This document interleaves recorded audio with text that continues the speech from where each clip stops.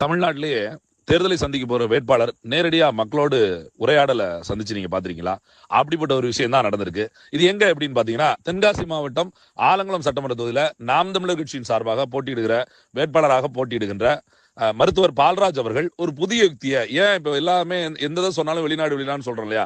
So வெளிநாட்டை போலவே வேட்பாளர்கள் வேட்பாளர் ஒன்று போல நிக்க முடியலாம் கூட மக்களோட கலந்துரையாடினா என்ன அப்படின்னு அவர் நினைச்சதோட விளைவு கிட்டத்தட்ட 200ல இருந்து ஒரு 300 வீடுகளுக்கு நேரடியாக பயணப்பட்டு ஒவ்வொரு வீடுகளுக்கும் அழைப்புதல் வச்சு இந்த மாதிரி ஒரு கலந்துரையாடல் வேட்பாளரோட ஒரு கலந்துரையாடல் நிகழ்ச்சி இருக்கு, வாங்க நேரடியா பேசலாம், மனதில் இருக்கக்கூடிய கேள்விகளை வேட்பாளர்கிட்ட நேரடியா கேட்கலாம் அப்படின்னு சொல்லி அங்க இருக்கிற பொறுப்பாளர்கள் ஒரு புதிய யுக்தியை கையாண்ட ஒரு விளைவு நேற்றைய தினம் பாத்தீங்கன்னா தென்காசி மாவட்டம் ஆலங்குளம் சட்டமன்ற தொகுதிக்குட்பட்ட கீழப்பவர்ல வச்சு ஒரு மண்டபத்துல, தனியார் மண்டபத்துல அப்படி ஒரு நிகழ்வு ஏற்படுத்த பண்ணியிருந்தாங்க. உறுதிமொழியோடு தொடங்கிய அந்த நிகழ்வு மிக சிறப்பா பொதுமக்களோட கேள்வி பதில முடிஞ்சு கடைசியா நாம் தமிழர் கட்சியோட கொள்கை விளக்கம் போல முடிஞ்சு ஒரு அழகான ஒரு புதிய ஒரு வழிகாட்டுதலை இந்த தமிழ் தேசிய அரசுக்கு திறந்து விட்டுருக்குன்னு நம்புறோம்.